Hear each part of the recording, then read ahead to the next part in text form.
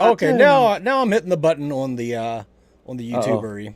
The YouTuber. Now both buttons have been No, pressed. both buttons are pressed. We are live, boys. They can hear you saying, so stop talking all that shit about my snowballs and squishies. Yeah, you got to talk to Medkit about Countess blowing your squishy, man. What? What did I miss at the start, dude? What the? Oh, you missed absolutely nothing. Just a snowballing conversation. Yeah, Oh, just my goodness. Countess trying to snowball you after she blows your squishy. That's all you missed. So, well, everyone missed. Sad I missed that, to be honest. That sounds. You'll have to. Oh, sorry about that, Inukius. But The number of times that I've done that though, with like live streams for YouTube on YouTube. Yeah, especially with open in the background, suddenly now, screaming man. at me. Suddenly, people are talking about Countess and all kinds of craziness. But anyway, hello everyone, and welcome back to For the Minions, the weekly show where we talk about the Paragon remakes and Ethereal. This week, not a lot went on. We had the Overprime in-house tournament. We had the Fault Mastery race, and that's about it. So, I mean, we'll just kind of talk about the other games a little bit, but and then Ethereal, Jelly, when are you guys going to release that? Or should I even be talking about that right now? We're live, No, so I can't really walk it back now. We'll talk about it here, and then it'll be released very shortly after the partner panel. The FTM is finished. Goodness gracious! Shout out to partner panel. Shout out. Right on. After FTM is finished, that video will go live on all our social medias, YouTube, the whole nine. Right on. You guys get a sneak peek. There's a reason to be at FTM, and it's not for the jokes. They don't get a sneak peek because Jelly didn't give it to me in time. Oh, damn. Never mind. Yeah. You get a sneak here. You get a sneak here, exactly. Yeah. But I'm your host, the Man Goose. Joining me, as always, is my friend and co-host, Jelly Knees. Jelly! Mangoose. What's up? Not much, man. Happy to be here. Happy to be on FTM, not the partner panel. We don't do the PP here, okay? We got the Viking Jedi with us, as always, as well. Welcome, Viking. And then with us again is Dapper Dice. Welcome back, Dapper. Good morning, everybody. When you see Dapper, Morning. you can assume that there's been some Overprime news. Yes. Yep. That's it. That's the only pretty reason I much. show up. Either that or Pretty Ethereal. One of much. those two. So, let's get right into it. We're going to start off with Overprime because they're the only ones that really had any major news this week. And they had their in-house tournament. There was a lot of P. Timmons. What's up? There was a lot of there was a lot there if you looked hard enough. I'm sure I missed a few things, but like Bellica, her sprint transition animation, I didn't know what the hell was going on with that until Dapper told me what it was. You see Bellica flip every once in a while, and it's like, what the hell why is she flipping for? But Dapper, I'll let you take the lead on this one. What did you notice about this Overprime in-house tournament that was new and different? Yeah, so just to do a short little list, they updated some of the sprint animations for some of the characters. So we get a new sprint animation for Bellica where she does a front flip leading into the animation. So if you cancel it early, it looks a little awkward. I think we also noticed that Murdoch gets a different sprint animation as well. It looks like Twin Blast actually dashes a little bit further. We never actually see any of the teams dunk the orb this time. So that might have been either on cooldown or the dunk just wasn't an option for whatever reason. Anti-heal was shown. We can see at some point later on in the video, as Murdoch is running away, he's got a heart right next to his health bar on the screen, and it breaks, showing that anti-heal is a thing. Thank God. Seriously. Yeah, no kidding. That was definitely needed, especially with Chimera being added to the game. We see that dodging is very much a thing.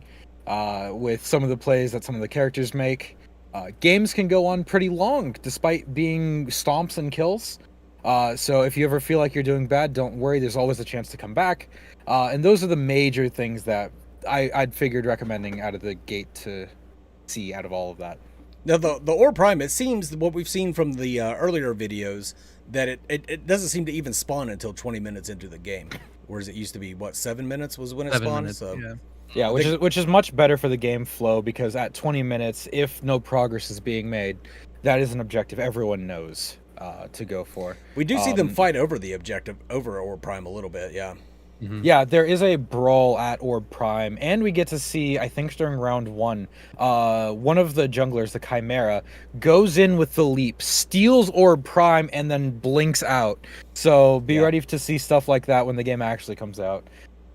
That was one of those inspirational plays that you see on videos that you're sitting there like, I'm gonna do that one day. Exactly. And Right? it was Predecessor had that Kalari video where she dashed through the opening of one of the side camps, right? And everybody was going like, "I'm Kalari, I'm doing that. I'm gonna do that all day long, 100%." Jelly, what do you think about the Overprime video?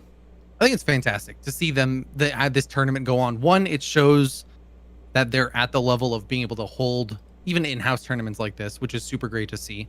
But as well, like a lot of the changes that are seen in there I think are really good changes. Anti-heal, absolutely massive. And that's going to be part of that giant item roster update that we're getting as of the release. I think the transition animations from normal mode to sprint mode are also super cool because now you're not reliant on visual effects. Now you have another indicator. If you see Bellica flip, you know she's going into travel mode, right? And so then there's a better visual indicator showing you exactly what's happening for other players in the game. And I think that's super beneficial. Information is king. And I think this shows that a lot of information is being given to the players in direct or non-direct ways that I think is really valuable. Jedi, what'd you think? Oh, dude, I loved it. It was cool just to see the potential aspects of esports. I also loved that the fact that even though it was an in-house tournament, that they were doing a level 1 cheese in the enemy jungle. I thought that was really funny. And they were taking it serious, which was even more fun. Like, you could tell that they were, wanting to win, that they weren't just, messing about. And I thought it was really cool. So it was neat to see, a lot more of what they've been working on. I think it was great gameplay overall. It was hard for me to find things to really complain about. And most of it was just maybe animation, hitches here and there. But the actual combat looked great, and it looked fast paced. It looked dynamic. It looked big. All the things that we've I think come to expect from them, it was all on display during this, and it was a lot of fun to watch. So if you haven't had a chance to watch it, you should go watch it. It's really, really cool. It's done very well, I think. And I also got to see Faye, in my opinion, was really holding it down. They were about to win the game. They were getting stomped, and Faye, with all of her crowd or area control, was just able to keep them at bay long enough for all the respawns to come through, and despite being down by I think it was 15, 16 kills or something like that, they were still able to make a game of it. And I thought that that was pretty cool to see that, the newest addition for us being the Fae, that she's actually going to be worth something rather than just, occasionally picked and trolling in mid lane or as a support like she was, I felt like, in Paragon days. So it'll be cool to see her actually mean something in Overprime. I'm excited for that. Well, yeah, the entire thing, all of the footage that I saw, it looked a lot more complete and smooth than what we've seen from these gameplay videos that they have been posting with Chimera, Wraith, and the Fae. What we see here looks much more finished and polished. So I think it's pretty safe to assume that this was fairly recent. We do know that it was 2-3 weeks ago, and those videos that we were seeing before were probably from months ago. Yeah. Oh yeah. One I want to talk about too was the blink into the dash from Twin Blast was so cool. I was just dude, it just, I mean, not only did it look cool, but it was he was using it so intelligently. It was Jon Snow, who's obviously probably the best player on all of these play tests, but his team didn't do so great, spoiler. But it was just neat. It was neat seeing the mobility actually really coming into play, because a lot of times what I complain about with Fault is that at the carries, once somebody's on them, they're just dead. The likelihood that you escape as a carry is very small. And in this, you see the mobility that even a Twin Blast or some of the other carries have is there. And I was really excited to see it, because it gave him an opportunity to try and win a fight that could turn the tides and all that stuff. So sorry, that was my last thing that I just remembered, because I saw him blinking across the screen on live right now.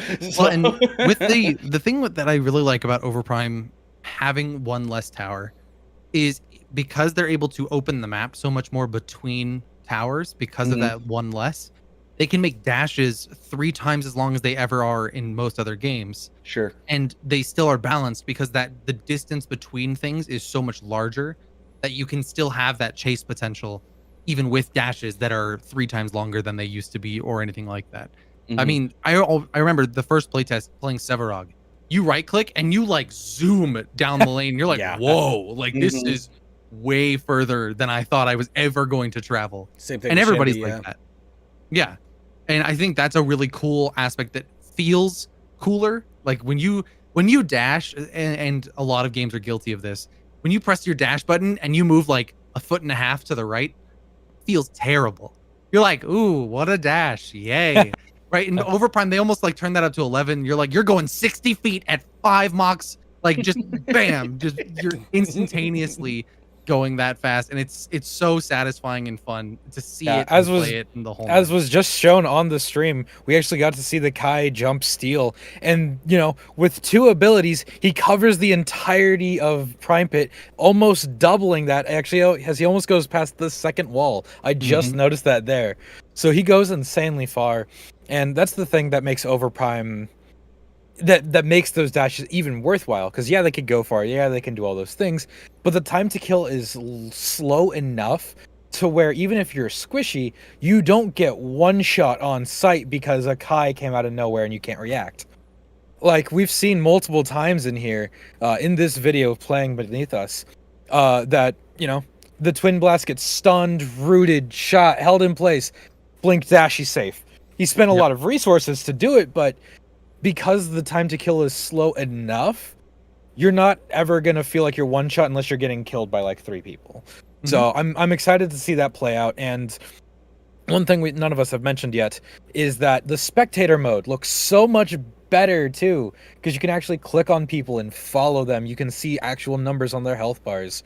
So that's another side thing to look forward to as well. So people that want to shoutcast, hold stuff, you just want to join your friends and watch them play a game. The spectator mode looks much more intuitive, and you can switch between them as well. It also doesn't show like items or whatnot, so you can't like cheese and just tell the other side what one side has or is building into, which is a cool attention to detail.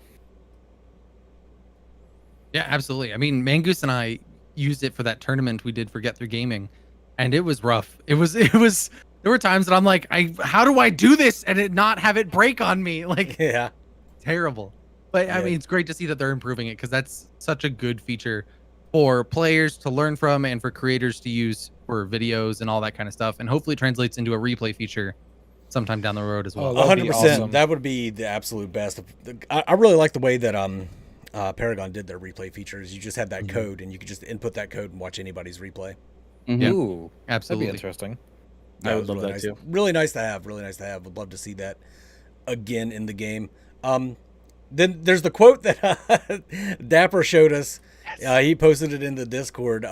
So the final fight was Rexifer versus Jon Snow, and those are two actual players. And Rexifer, they're interviewing him after the win. He says Jon Snow was a good Paragon player, but this is a new game. Like, that is so fucking cool. It's so good. It is really good. And Dapper, as you were saying, people do need to realize that and understand that. Doesn't matter how good you are in Paragon. When you enter Predecessor, Fault, or Overprime, it's a new game. It plays a little bit different, and you may not be the fucking man like you used to be, or maybe you will be. Some people walk right into them and start kicking ass immediately. You never know. And that's where Mangoose really benefits, because back in Paragon days, Mangoose was shit, and now he's slightly less shit. Now the Fae looks viable. Shit. I was just gonna say, I kind of I saw him on Shinbi, and he was popping off. So I'm not gonna say anything about Mangoose's play, at least in Overprime. And, you know, maybe every other game we've played with him, but at least in Overprime, he was holding it down. Yeah, but okay. We all know that Shinbi was broken in the last test. Was that really matter. Mangoose, or was You that still have to Shinbi's press balance? the buttons. You still have to press the buttons, okay? And they're skill shots. So he was hitting them more times than not. And so it's only a skill shot that gives you mana back, and then an aura that heals you. That's all And it is. 3 dashes. Yeah. No big 3 deal. dashes. Yeah. With I think the only auto-aimed ult in the game as well. That's the one where you just click and it just sends them at them. It's still well. it's still lock on. You have to be in. Yeah. Well, Yeah. lock on, but Just yeah. to be looking at him. Yeah. Well, yeah. I mean, Whereas how difficult is that? Well, in Paragon, you didn't even have to be anywhere near him. Oh, as, well. as long as it's within 'Cause 10 it's stacked seconds. on the person. Yeah. One of the I, things I like it better this way that it stacks on her instead of the stacks on your target. Makes That it a makes hell more of a lot sense. easier to manage your stacks. Plus, that means you can kill one person using all of your abilities and then ult someone else too. Yes, So exactly. you don't need to wait for Mhm. cooldowns and stuff like that. Way better. I agree. Stack I on also the, love stack on the support and ult the carry. There you go. There you go. if it works. One of the things I wanted to point out that I thought was just kind of cool was they just showed like the game director was watching it with the casters, and you could tell even though he's wearing a smile, the goofy grin that he has on his face watching his devs play this game. And I just that made me excited. Like you could tell that they're having a lot of fun, and that they're really enjoying the game that they're making. Because I could imagine when you spend like 8 to 12 or 14 plus hours looking at these same characters and the same map over and over and over and over, and you maybe aren't like the most excited to just jump in and play, but they genuinely look like they were having fun. And maybe that was for the cameras, I don't know, but it usually is kind of hard to fake that stuff in my opinion. But yeah, so that's exciting. I'm excited for this. I'm excited to see hopefully something soon.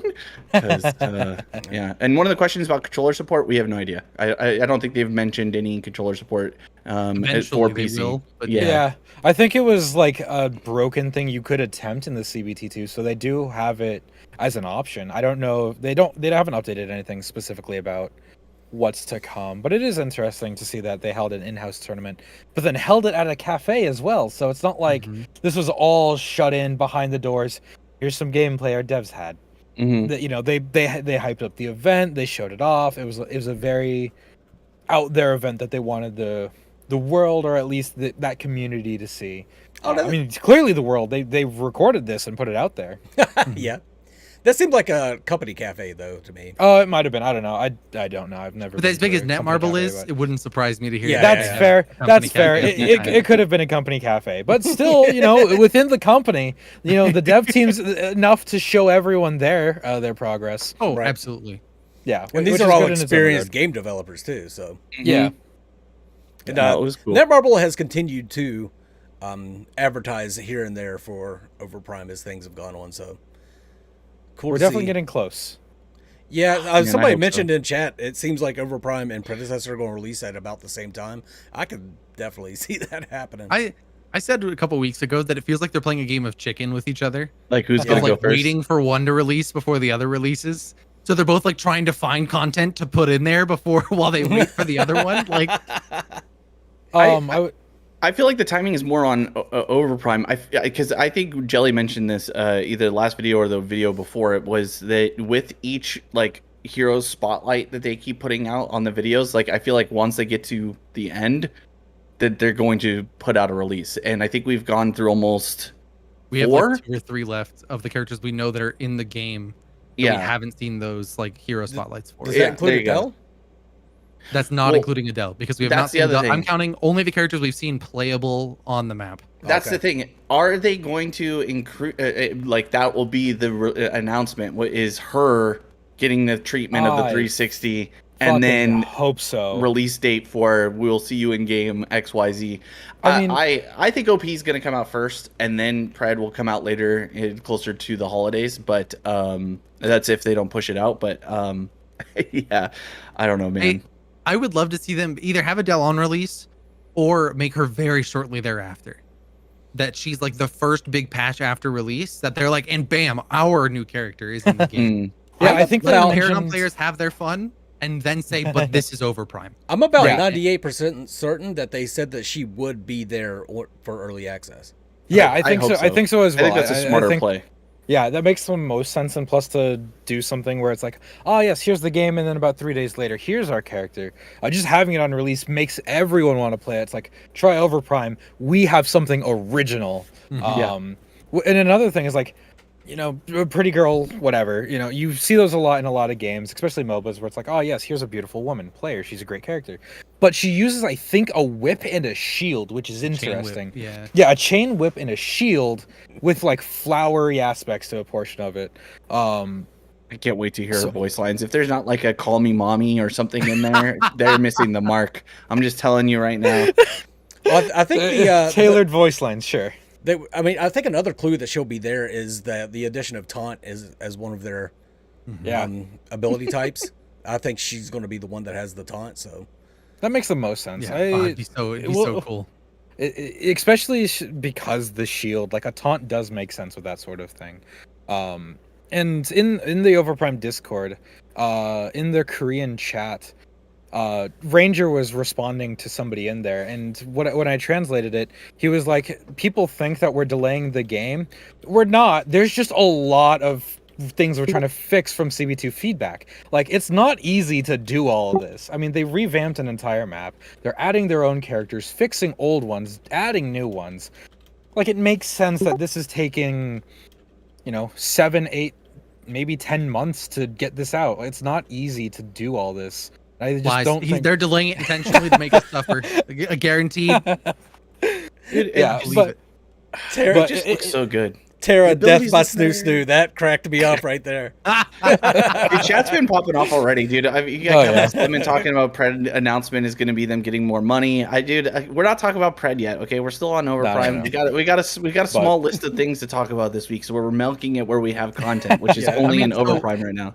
I know I sent you, Viking, and Mangoose this message the other day, but I was looking around on a website that goes into like the Steam API Mhm. of where, like, what the updates are of like when their patches get updated, what files have changed, and like what the API date says the release date was, and all these other things. Overprime did originally have a release date on that API of September 30th of this month. There's no way. Which would have been next Friday. Originally. But yeah, it got changed to December 30th of this year. So they just literally pushed it out to the last second, and then they can change it back at any time, right? So it's maybe that September 30th was an optimistic date for them, and then they just were like, you know what? Let's be safe. We'll push it to the end of the year because that's when they said, but then they can just bring it back forward anytime they want. I have a wild thought because it's the biggest esports competition in the world, which is League of Legends Worlds, starts this next Friday. Korea is obviously the esports capital of the world, and they typically have among the best teams. I would be a betting man that they might wait to do a big release of their game or something along those lines till after the Worlds tournament is over, because it just makes sense to me that you would want, because the audience is going to be very much paying attention to the biggest esport in the world. Maybe not in this community so much, but I think for Koreans who are very much in the heartbeat of understanding that I'm wondering, thoughts, feelings? No, that makes sense. I didn't know that. I don't know why I didn't know that was happening. I play League and it's shown over the launcher, but I didn't know that was happening. And I didn't realize it was such a big thing over there.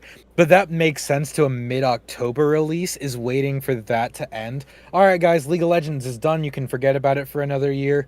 Here's Overprime. Like, that makes the most sense, in my opinion. And for it's not even just League; it's Dota too as well. It has their big Worlds Invitational at the same time right now. So it's both of them happen on October. I don't think it's a bad thought that they could be waiting for both of those events to be over when the MOBA hype is really huge, and then push it out. That seems almost optimal because, like, hey, MOBAs are still in your mind right now. Here's another one now that Worlds has ended. And if that wasn't their plan and they're listening to this, completely negate anything we said, release it. Yeah, release it now. We'll play it during Worlds. We don't care. I'll have Worlds up on this screen. I've got 3 monitors, bro. I can multitask. Plot twist, show that you already have Overprime as an esports game and you're gonna be at your own Worlds. Get Baker to play it. Oh, dude, Baker would love this. Actually, I think. Oh Baker my would god, love it. the TB dodges he could pull off. That The thing seemed Shimby to go dodges. pretty crazy. The rocket boost seems to be a actual rocket boost, not just a bunny hop. Well, and it corresponds with like physics of like I'm jumping off of something and then I'm hitting the boost, hitting the blink, and it's carrying me farther because of the angle that I left a higher plate. Like sometimes you get like games that play with like height and then the physics don't travel with it. Like it's like almost like you are still on the ground, right? The gravity feels weird or something like that. In this, it didn't feel like that at all. Also, they showcased a few skins. They look Oh, they look so good. I mean, the abilities look so clean, bro. I mean, it's just, I want to fucking play this game like right now. We all do. Passion Guard, almost 100%. Yes, we will be together streaming these games when they do come out. I can't stand any of these people outside of this show. I refuse to play these games with them. We're after all only the shit intro y'all are brokers. talking, That's all. Like I know how those Vegas, Overprime we've been games talking went. shit for 84 episodes now, man. Okay, you gotta calm down a little bit. I'm just saying, I know how the Overprime games went, and I'm pretty sure I had more kills than you pretty much every goddamn game. Pretty much anybody I your played. Overprime video about the last CVT where like, oh, if you have jelly meats on your team, games end in 9 minutes. Yeah. No big deal. I don't know Regardless. I really do wish I had recorded every single time you're at fucking 1 health and running away screaming and I come and save your ass, because that gonna happen. that is a there's thing. Gonna be a video that released is a eventually. thing. At this point, it's gonna be like 5 years into our friendship, man. It's gonna be like, this is 5 years of this shit, and like just dump a 30-minute video of 5-second clips of me running away at 1 health. Every fucking game too. Oh Jesus. It is. It really is. I get yelled at. Me and Jelly play a lot of games together. Like, come here. I'm like, fuck, I don't know where you are. What are you doing? Why didn't you tell me you were going there before you started doing the thing? Jelly needs a constant bailout system. If there's a character that can save Jelly's ass, and then what's so great about Jelly? I need a Muriel. I need a Muriel dedicated to watching my health bar the entire game. Yeah. I got you. My AD Muriel will get you. I got you. He's just, oh boy. And then when you save him, it was all planned. Yeah. That's what I wanted to have happen.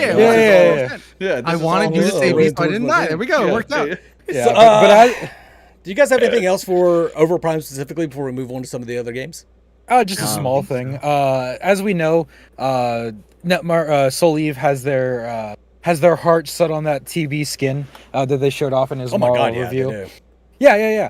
It looks like if you watch that video of the in-house tournament, it looks like they have one that's similar for Murdoch as well. So that might be a skin line, which would be very interesting.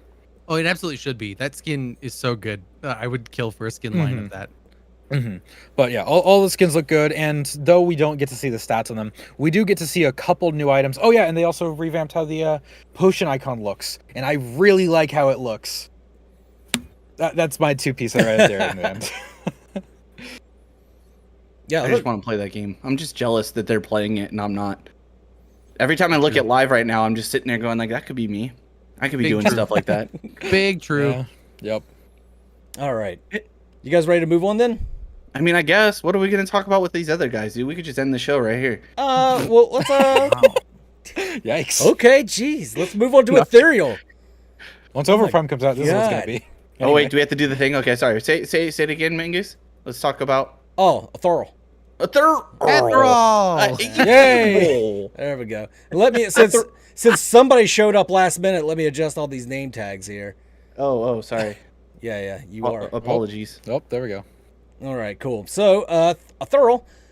Not a lot to report this week, and then the video will be going up, I guess, after FTM. But Jelly, go ahead and explain to them what this video was, even though we're not going to be seeing it right now. Yeah, hold on. so I just saw Joshua's thing. Jelly wants a support daddy. Did you? I did. I see that. And I agree. I didn't see that. Where do I sign? I'm sorry to cut you off. Vivienne, are you signing up? But no, so this video for Ethereal is we've got these rune stones that they've been on the map for a while. And honestly, I was looking at it one day and I was like, you know what we could do with this? Like, put information there of some kind.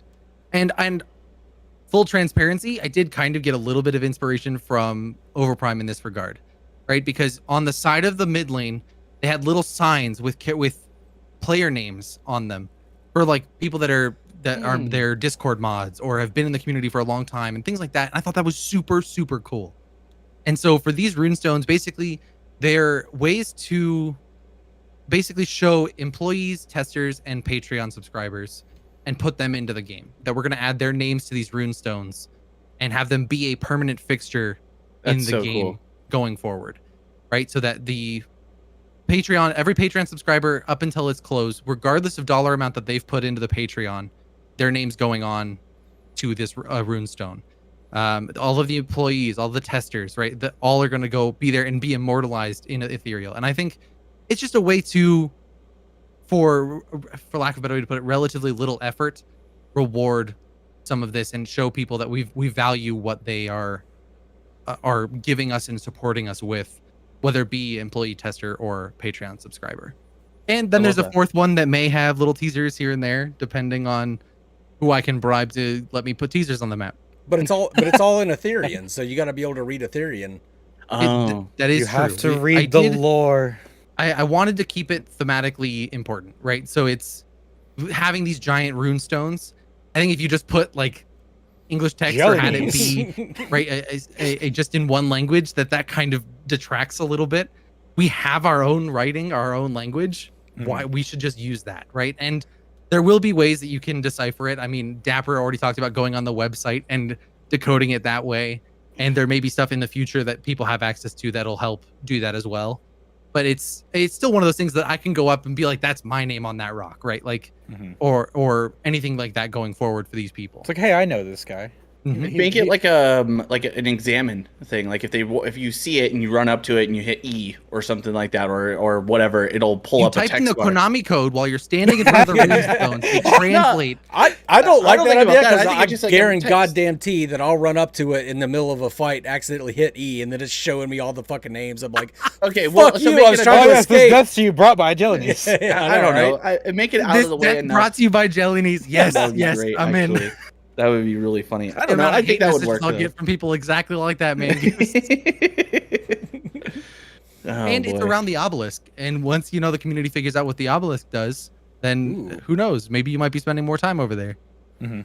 Yeah, I think that if the Ethereal dev team does more stuff like that, because obviously there's those pillars that are there, but like just maybe what the dev team could do is like in a random portion of the map, like behind a jungle camp or something, like just adding small details of adding that language in, even if it has nothing to do with like the team or anyone supporting it. Like if you just put like the name of a monster in Ethereal behind a jungle camp, that'd actually be really cool. Having the title of whatever lane you're going to, but then also in Ethereal under that. I think just having, more Ethereal in the world would be good for lore reasons, because people could go out of their way to piece anything together if that's what they want.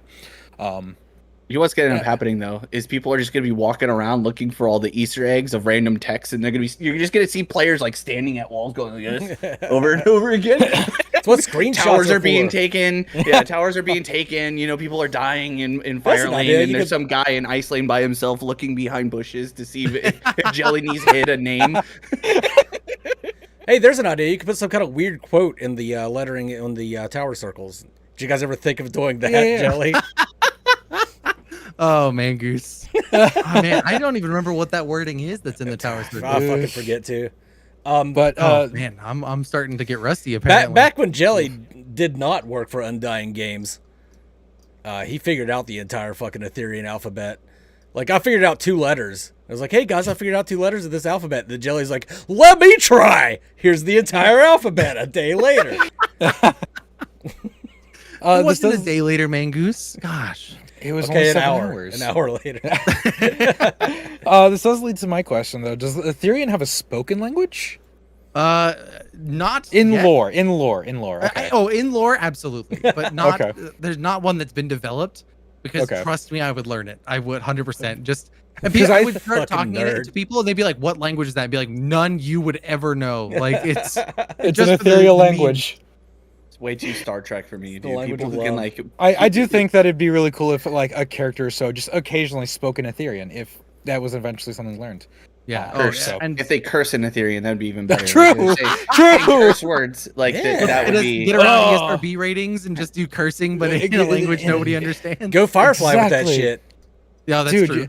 Oh, that sounds awesome. I would love to do that. That would be so fun to listen to. If anybody got that Firefly reference, then I salute you. I got it. All right. Anything else for Ethereal before we move on? Thorough. I think that's about it.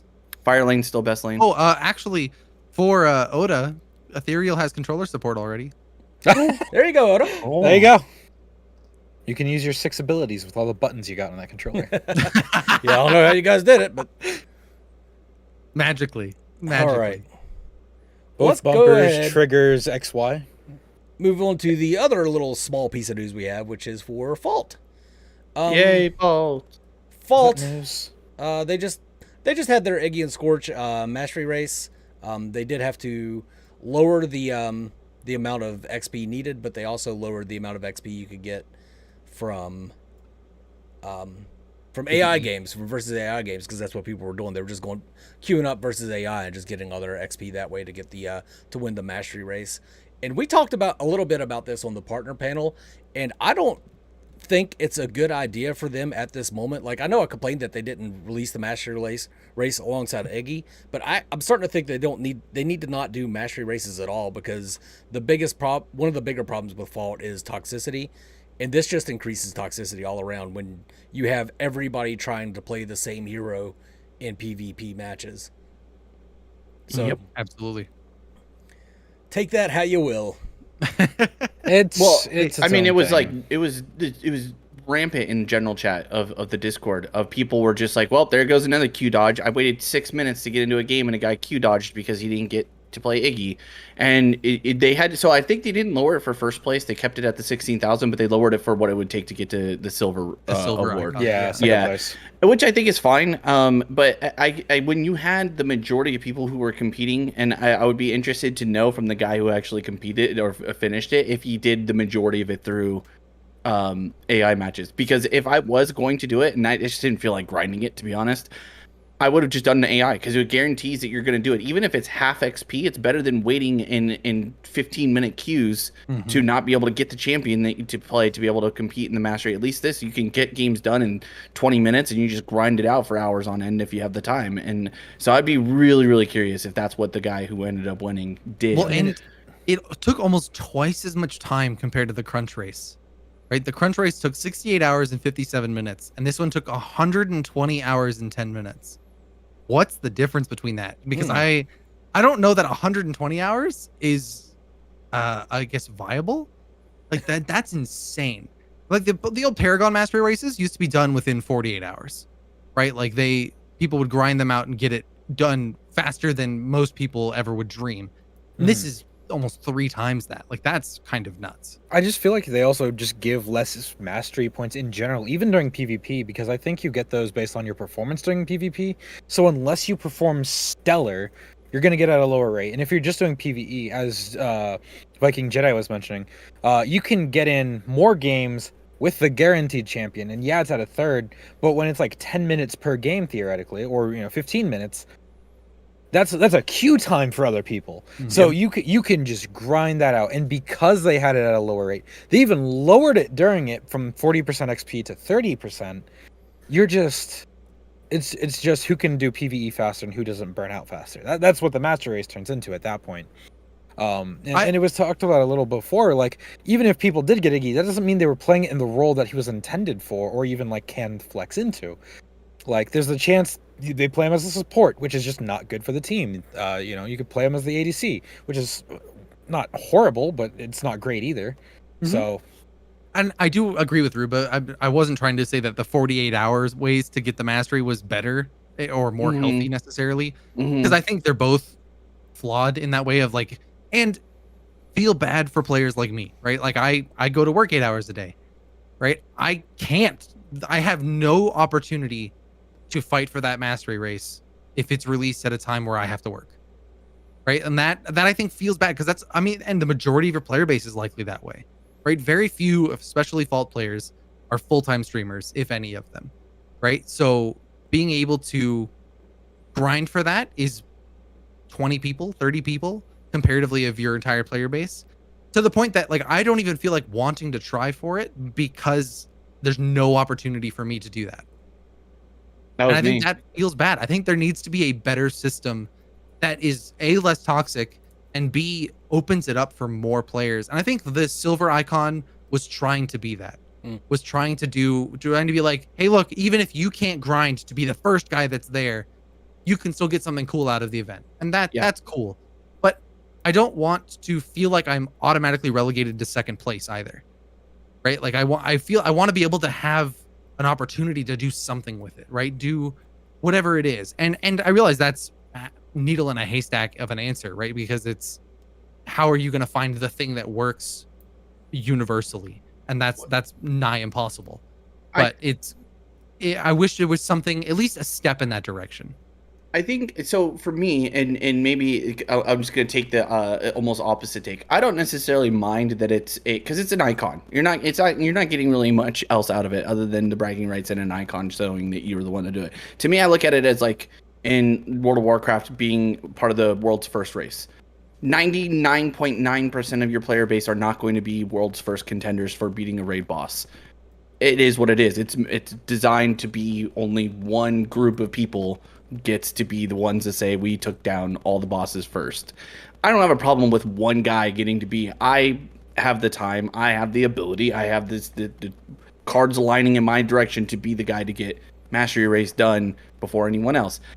If there was something bigger attached to it than just an icon, I think I would be more upset. I thought the fact that they added in the silver icon for people who participated in the time that they had to participate and still took advantage of the event got something for it, because that would be it would be the other way for me if I felt like, okay, the only reward for participating is the guy who gets first and everybody else, well, you can just suck wind, because if you were in second place and you were like only one game behind that guy or a few games behind that guy, you would feel like shit. Getting silver is not maybe the best feeling if you were competing in that regard, but at least you would understand and you'd still be like, well, I got something for my efforts. You know what I mean? So like that. I guess I just take the opposite on it. It's like I don't have a problem with it.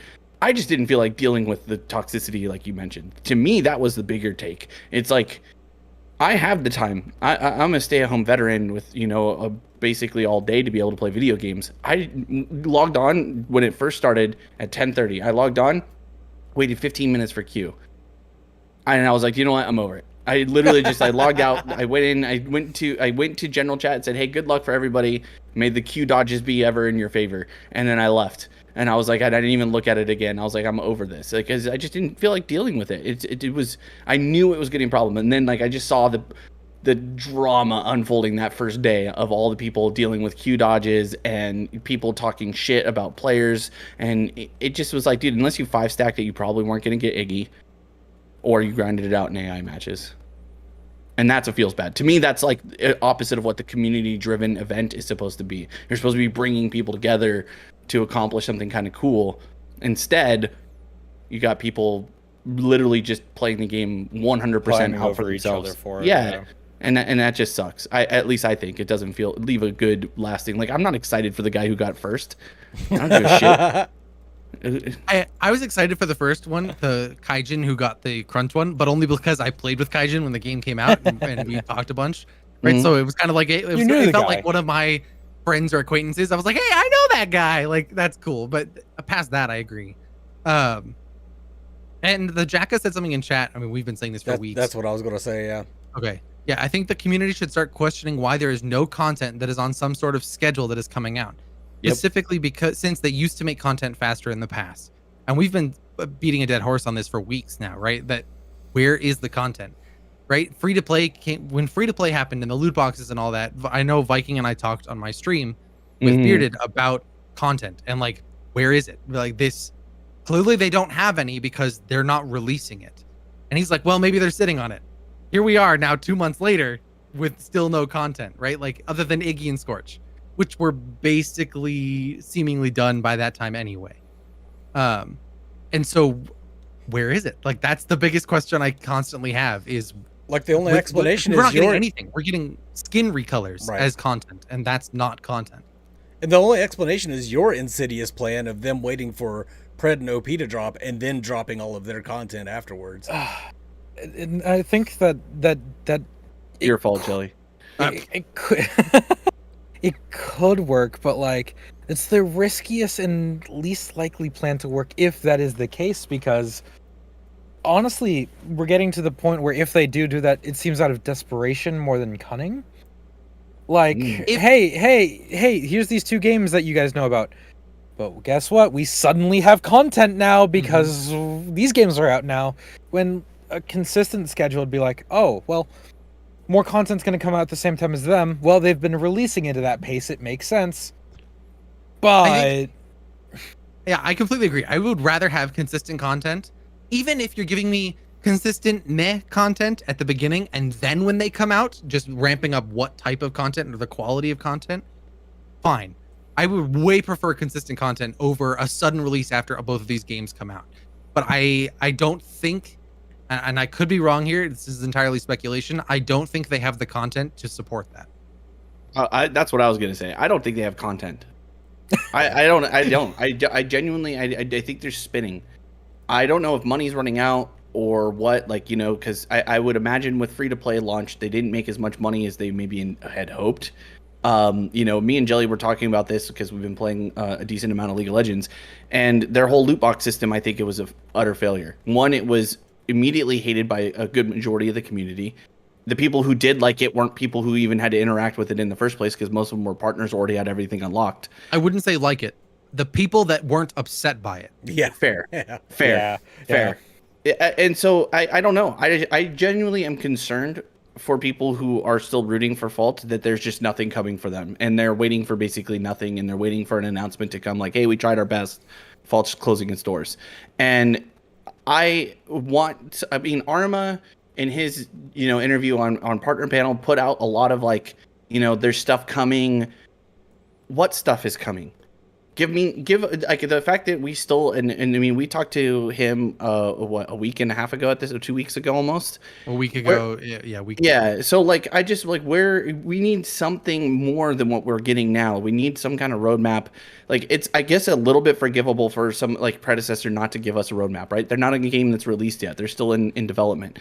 Fault is in early access, but I mean, early access at this point basically means release. It's available for anyone to download right now, and so the fact that they don't have any kind of roadmap, to me, is an utter failure on their part to keep people invested in their game with these other ones looming. If there was no other competition coming their way, then maybe they don't give a shit about keeping us as the audience informed. But if you're wanting your game to last beyond the release of these other two games, to me, it just makes sense that you would have something to keep the community hyped about. Right now, what are you hyped about for them to release?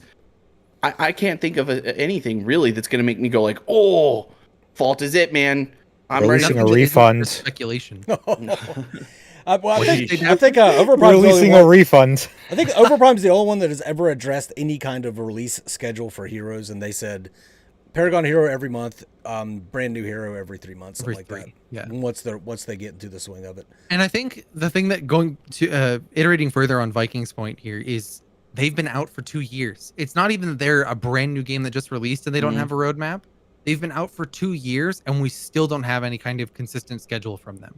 Whether even consistent patch schedule, even if that's just once a month, right? Like, there's small patches. Like, hey, we fixed that. Kai jumps weirdly sometimes. Yeah. And it's sad to see 2 years into it that there's no information supplied other than saying information is coming. And it's not cohesive across their socials either. So they released on Twitter that they had the mastery race and with the name of the guy. If you go to the announcements tab on their Discord, nothing about it. It's still talking about the mastery race to begin with. And so it's like it's just consistently them like not going. You know what it is? They half-ass and not full-ass. There's no full-ass. That's going exactly on. what I was about to say. They consistently half-ass stuff. Yeah. And it's like, bro, like, and the thing that's bothering me is, like, if I wasn't part of this show with you guys, I would give 2 fucks. Like, I wouldn't really even care. But like, because I have wanted to do as best as I can on this show and be present with it, like, I've forced myself to give a fuck about all these studios. And it bothers me that I'm putting in more effort and I feel like ideas and I don't think that they're hard. Like, that's the thing. Maybe I'm wrong. Maybe implementing this stuff is harder than it sounds on paper, but it doesn't seem like. I know how to tweet. I know how to update a Discord server. I could do that right now. I could literally just. To me, it takes no time and effort, but somebody's not doing it, and I don't know why. I want to continue with that, right? I'm the guy that does that for Ethereal, right? I'm the one that puts out the social media posts and all of those things. And you're absolutely right in that creating the post or putting the post on these places is not hard. The thing that's missing is the content. That's the hard part. Yeah. You Putting have to the have things content out there. put out there. And that's not an excuse for the mastery race, because you said it, I think last night or 2 nights ago, Viking, to me, oh, the person won the mastery race. I was like, oh, okay, cool. When I went to go look for it, I looked on their Discord first. nowhere to be found. And so I was like, well, that's weird. Did they delete it? What happened there? Because I try not to use Twitter as much as physically possible. But so then starting up this show, I made mention to Mangoose and Dapper, and then Dapper found it on their Twitter that it said that's who it was, right? And okay, but like you said, even like Ethereal, right? We've been doing a lot of posts on social media for like the items and all the new stuff that's coming out day to day. On the Discord, we have a social post tab that we just take the link from the post on Facebook, Twitter, Instagram, whatever, and put it on that page. It doesn't ping everybody, right? If you want to make a formal announcement later, we're still able to do that. But at least if we post it somewhere, the people in the Discord can find it, right? That are actively in the Discord or wherever else, right? Like that's something that's doable that is not being done, and it just feels bad. I heard more about Ethereal, despite not knowing anything about the game until I joined. I heard more about Ethereal than I ever heard about Fault. Just by word of mouth, just by theorizing from other people. Like, I heard about the Shuriken update. I was like, huh, cool. I didn't know what it was. I didn't know what was going on with it. But I heard about that like 2 weeks before I even made my first appearance on this. Like, Ethereal is doing a good job making sure everything gets out there. But I mean, when it comes to Fault, we're bagging on it, but not because we want to be. We want all of these to succeed, theoretically. We want them to do good, but we've given so much benefit of the doubt. FTM has, partner panel has, some of the community has. Like, we've been trying to give it the best view it can for the past 2 months, and even before free to play, people have been trying to give Fault that chance. And we're still trying, and it gets tiresome after a while when it feels like it's one directional. Technically, it's one directional against the community and the devs. Sometimes it feels like. I will say that they do have a Twitter feed bot, and in the Twitter feed bot that shows the winner, it just wasn't an announcement. So they get that small kudo that they have the bot that is automatically updating their Twitter feed on Discord, but you have to want to see it on Twitter feed versus the announcement for the start of the race. They didn't do an announcement that the race was technically over. Good job, you won. You get a tweet and an avatar. I mean, that's something, I guess. Yeah, it's whatever. I think something that showed last week on FTM is in the comments, right? The comments about Fault were angry, frankly kind of sad to see. Right? Like, and not the comments themselves, right? But that you could see people that were in the community that really want Fault to succeed were just done. They were just beaten and bruised by the crap that they received from Fault, and it's sad to see. Like, that to me was the most disheartening part, right? We talked last week about Armadillon's partner panel and had talking to him directly via the chat and all of these things. And we're still optimistic, but reading those comments was the thing that like kind of broke me. And I was just like, dude, like, I don't play Fault super actively, right? I'm here and there when it comes to it. But when people that really want to play the game and want the game to succeed are feeling defeated, and so much so that they leave a comment even furthering that sucks to see. Yeah, I feeling a little defeated right now with Fault. Do you guys want to just go ahead and move on to Pred, even though we actually don't have anything to say for Pred either, but it's something more than Fault. At least we're not just shitting on Fault again. Yeah. Well, it's true. During Ruba's the in chat, isn't he? Ruba, give us something to talk about on Predecessor. So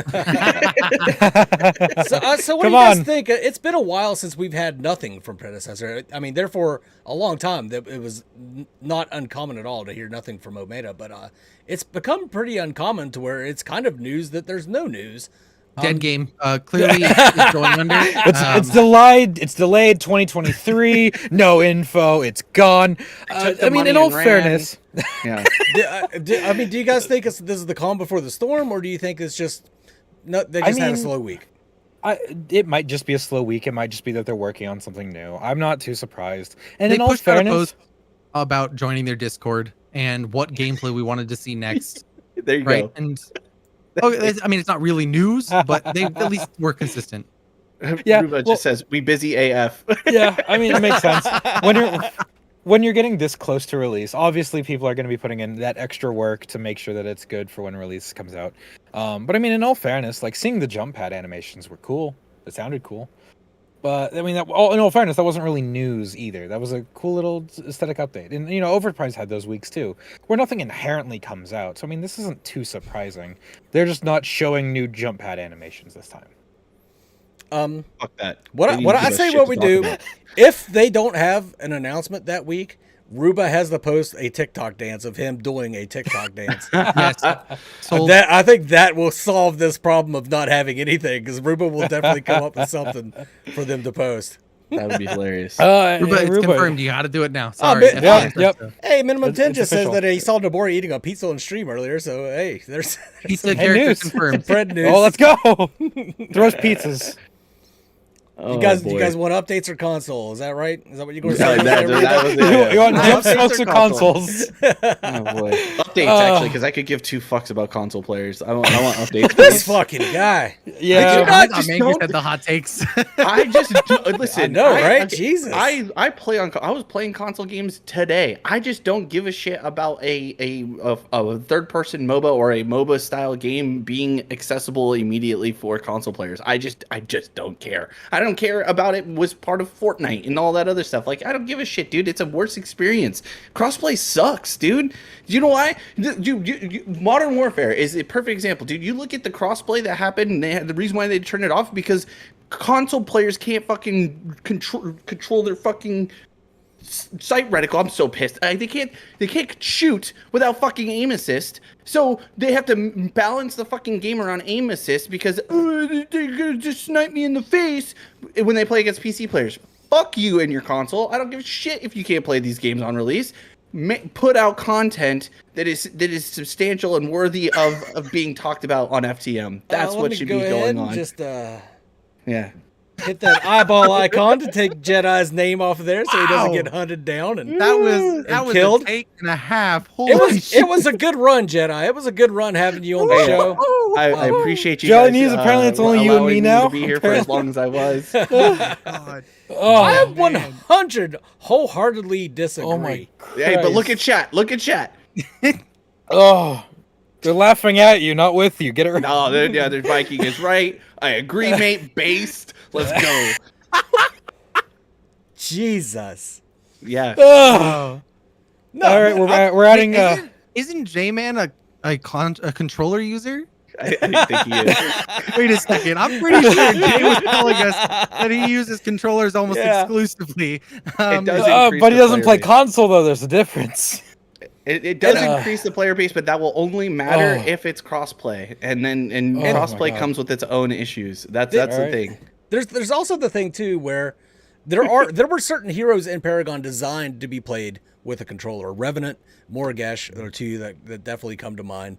Controller users actually had a little more leeway in movement because they could move, slow down, speed up, Oh, yeah. and move around a little bit better. So I think you're comparing apples to oranges here with Modern Warfare and a Paragon type game. I Nope, think you heard it here first, folks. We're adding COD to the FTM.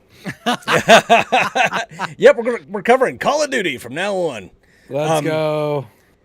Yeah, I think that console's a huge, massive, important factor is. to any of these games, and yeah, most of the guys, like I've always said, most of the people I played with were console players back in the day. So I would, But now hate- people have money and PCs are accessible. So well, yeah, the people I played with have money now because they grew up and got jobs since Paragon exactly, fucking died. exactly. That's why PC is starting to become the focus because people get money now. PCs But are more there's- accessible. There's kids coming up though. There's the new fucking batch, the new recruits. They're going to want to play this on console.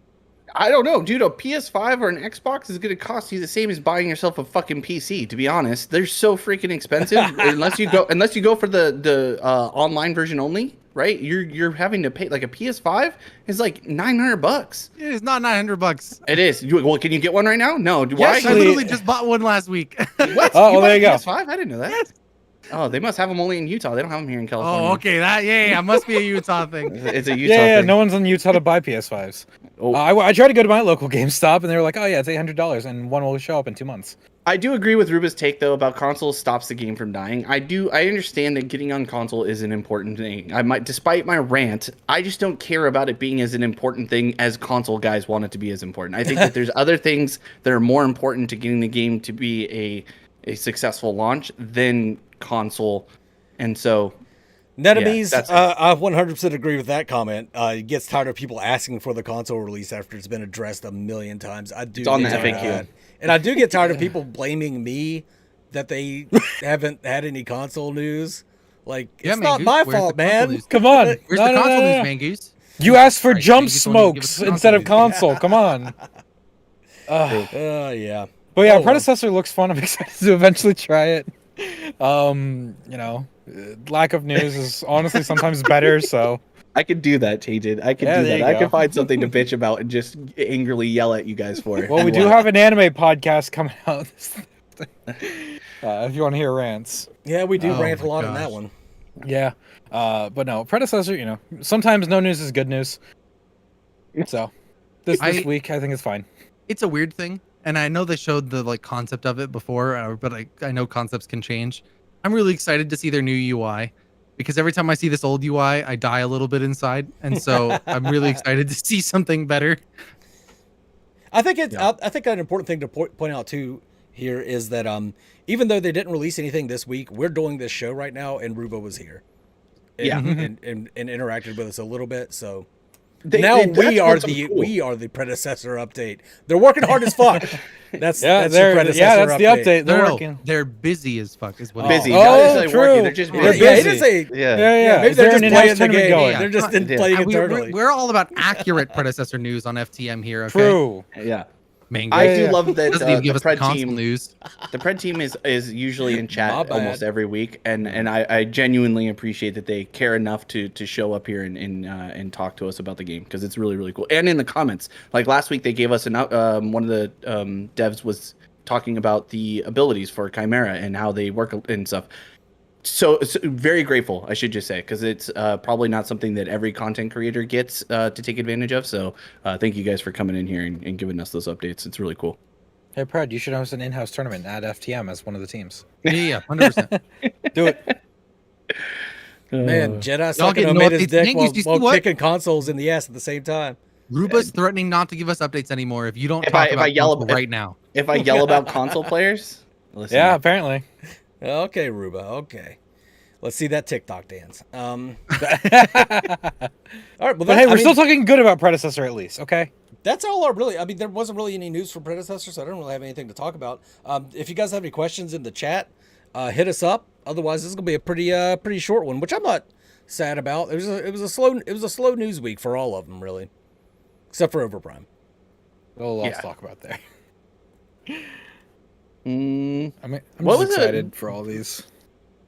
we had I think it was last week we talked about what was one of the champions we were looking forward to getting released next, or is that something we talked about, or is that something we talked about in the Discord? We can talk about it. We've talked about that a lot. Mm-hmm. Over and Thank over. In fact, I just recorded with a medkit. He's starting a series on his channel talking about who needs to be added specifically to Pred next. We're going alphabetically. We talked about Aurora, Countess, and Crunch. I think all three fill a niche that is currently not filled in Predecessor right now. Yeah, Crunch maybe not as much as the other two, but I think Crunch adds a skill ceiling to the game, Fair. right? Yeah. Because the combo setup of Crunch was always super fun to pull off well, but was not accessible to everybody at the same time, because you had to be really good about which ability when and all those kind of things. I think for all of the games, they should add one just complex character where it just takes time to figure out but feels satisfying. And on top of that, I also think that they should add a mobility character, because all of these games, everyone runs around the same speed and gets a dash. That's it. So I think if they add a high mobility champ, original or not, I think that Kalari would like to have a word with you. she walks around and then does a dash. And double flips. Thank you. Triple, depending the game. Well, that's true, but still. quadruple if she has How much moon more boots. mobility do you want? True, more. She 'cause literally that's goes only all the directions. that's And a only blink vertical item. items don't count towards that. But I think it'd be cool to add someone that actually zooms around the map. That just my personal opinion, though. I would like a champion that's closer to like a Malzahar in League of Legends. Somebody that deals with like a dot damage that can be, I don't know, Morgesh. manipulated. Morgesh kind of does it, but it's more like a poison, and it doesn't necessarily spread after someone dies. Oh, I It's see what just you're saying. I see what inherently you're saying. on. I think that would be kind of We cool. still haven't seen Overprime's Morgesh. It might do that. I wouldn't be surprised. It's true. There's, I don't know. We'll see. Speaking of That'd be interesting. original, we were talking a little bit about Adele as far as the original content earlier. Mm, What about from Predecessor? They did announce Huntress a long time back. What do you guys she think was- she's going to be? I mean, I personally think that there's no way she's not going to be an ADC, carry. but Oh, she's yeah, a tank. she'd be a range tank. They could do it like Hey. Here's the Storm and have that range tank Rexar. He just had she could summon a demon that blocks for her, and then she just pings at people from behind. They could do it. They could do anything. I would love an actually designed to be played in the off lane ranged attack carry. Like I think You want a that's Vayne something. top lane.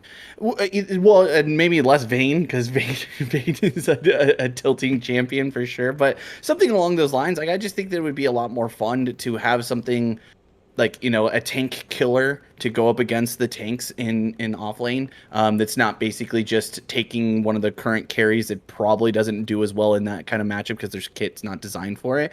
I know people make it work in some capacity, but it's not. I wouldn't say it's a consistent thing. So I wouldn't hate that. Something along those lines. It doesn't have to be AD. It could be an AP champion that does it as well. I don't mind that because I think where I've been enjoying playing in Fault is taking Iggy into the off lane because he does really well into those tanks. Like those melee tanks struggle to deal with him because of his ranged abilities and percent health damage and all that stuff that he can build into his kit. There's not really anybody else. Morgesh can do off lane, but she struggles a lot into those champions that can engage upon her and sustain through her dot damage. So having a ranged champion that can be flexed into the off lane a little bit more consistently, I think would be a lot of fun. I think So if you're able Ruba- to turn Ruba Zinx says more- into an offlaner. Yeah. More Quinn than Vayne. 100% Yeah, agree. Yeah. So but is that in reference to Huntress or is that in reference Ooh. to what you were just talking about The of an off concepts. laner? The Because concepts. Huntress is very similar to both Vayne and Quinn in that regard. So It's A good high in design. mobility tank killing offlaner. Let's go. Watch him not say anything and just leave that in the limbo Of course, us. of course. Yeah. That's what I would do. Always. Yeah, that's what you do. 100%. But don't do Leave it that. as Just is. tell us what is it true. Don't As do long it. as Tell us. Aerith isn't being added to the game, I think that's fine. Y'all remember when Sereth punked out Countess? I do remember that little little thing. Oof. A hero that uses music would be cool. I agree with that. Narbash? Narbash? Is Narbash a joke to you? Narbash is- does kind of use music. It's not really baked into Kinda. his- I use music. Hold on. Yeah, I He mean, has he an ability definitely called uses the song of my people. Yeah, I Like, know, I know. Literally music. He plays the enemy as a drum with his thunk. Get it right. When I see that, I think of Hellsinger or like BPM, like a hero Yeah, that gets stronger if they hit on the beat. Oh, dear. Wow. So like a That's rhythm insane. based. That's be cool though. Yeah, It would be that's cool. that's sort of what I meant by like a high skill cap character is like somebody where you actually have to time things. Some things you have to do in rhythm, not necessarily rhythm, but like, you know, in conjunction, in an order, in a combo of certain things. You know, rotating through abilities, switching between autos, abilities, auto, stuff like that. You know. I think that would be cool actually. So like almost like like a DJ style character, I think was what Kat said, like something that where it's like if you press it at like too early, it still does damage but not as much. But if you hit it on cue or something like that, like you've got yeah. like a little beat, like a bar or something that pops up for all their abilities, but you gain a huge advantage if you're able to time it well. I think that would be neat. That could be cool. And Yeah, then- if you hit it, it's a slow offbeat. If you hit it normally, it's a root instead. Or if you time it correctly, it's a root You instead. guys or totally something didn't like just leak Nikolai's kid. It's fine. No big deal. I'm kidding. that. Oh, damn, it's a shame. Sona, but with skill to it. You actually have to do something with that. It's not just Sona, button but you mashing. have to have musical talent. Wow. True. You have to have a rhythm. the epic I mean, sax the- man, yeah, that would be fun. Yeah, there's a lot of interesting things that could be added to these games. And See, all of these are better than worrying about console, right? Like, let's be honest. Console or character that can play music and kill people based on the beat that they would. I'm just saying. Console. I would Get the prefer fuck to out have of here. console first. Yeah, you're console so over full of original. shit. I want the characters game to these games. succeed. You don't. I do want it to succeed on a platform that actually works. You know, I'm just saying. Oh my god. No, okay, so this is part of the. I think consoles somewhat of a trap for a new development team, and I think it was Ruba that talked about this last time. Getting your game in that is listed as early access onto console is super difficult. It is very, very, very hard to do. Like even Disney with their new game that they're putting out, it's like kind of Stardew Valley-ish or whatever, is technically a beta. They had a hard time getting that game to go up. It's not easy. It's a very, very hard to do that. And both systems don't work cohesively. So you have to do it for both of them.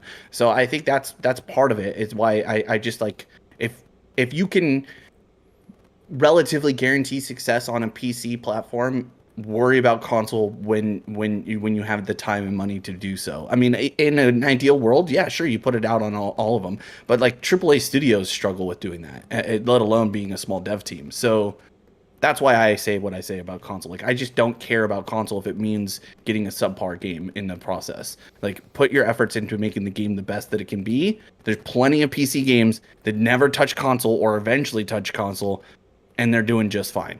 Mm-hmm. Overprime for Switch when? I mean, sure. I think it should be. Hooded Havoc, yes, ETC does bring the Megadeth. Yeah, I don't know, man. There's a lot I of just cool... want a big dog. Julio Caesar de Silva. Look at Ethereal. Frost Dog. We got big dog. Got big Frost dog. Frost Doggy. Frost dog. Firelane, best lane. Can we change his name from Frost to Frost Dog? From I thought we already had a name. What was it? It was something like Icy Good Boy or something like that. Yeah. Oh, yeah. Make sure it's one word too, no spaces. Of course, Yeah. of course. Of course. All right. Yeah, that's gonna be an Ethereal somewhere on the map. Icy Good Boy. It'll be in Firelane too. I've always played Mangoose. It's not. I don't think consoles are shit. First of all, I play on console all the time. I literally was playing console earlier today. Console has a place in the gaming sphere. I in fact enjoy console. Oh my god, bro! I'm not. I just think that you should focus on making the game the best that it can be. Yeah, before well, worrying about I mean, fucking console consoles. didn't do anything for Smite, right? So, just saying. It didn't let it stagnate as far down because everyone that left on resurrected PC, Smite. Console resurrected Smite. Brought it back from the brink of death. It really did. I'm not saying console doesn't have a place. Okay, just not right. You're just It's saying not that you fucking hate focused. anybody personally that plays on a console.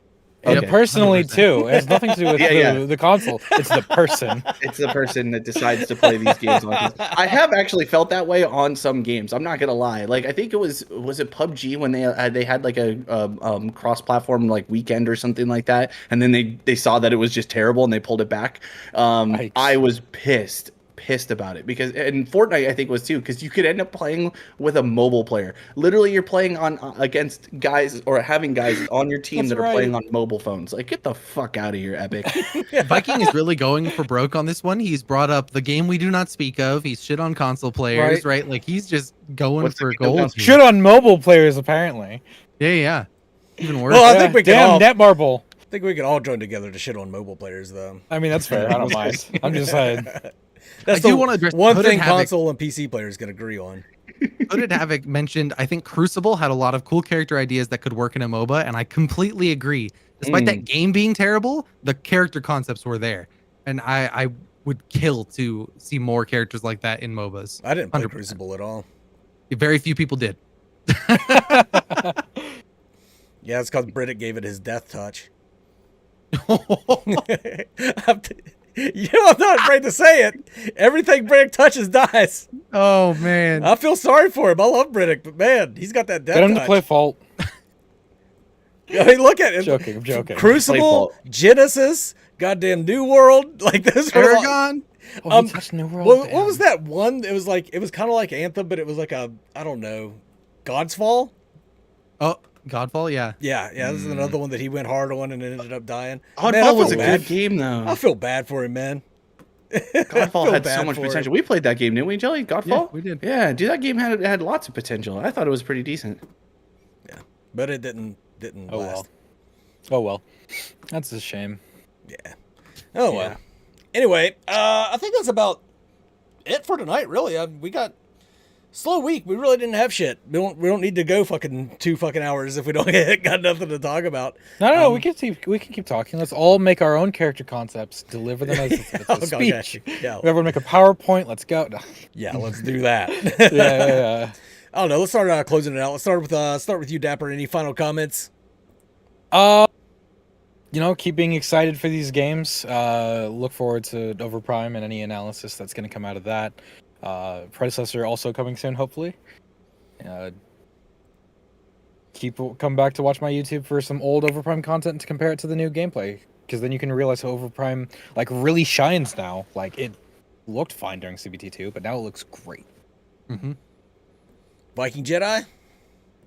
Nope, I don't really. I mean, other than to plug our show on Thursdays, you guys can come and watch us talk about anime and all this silliness that comes with those discussions. There have been some pretty decent rants on that, actually. So if you like the ranting that goes on sometimes here on FTM, you'll probably like that. So tune in on Thursdays. We do it live, and then Mangoose uploads it after the fact, getting the HD out there for you guys.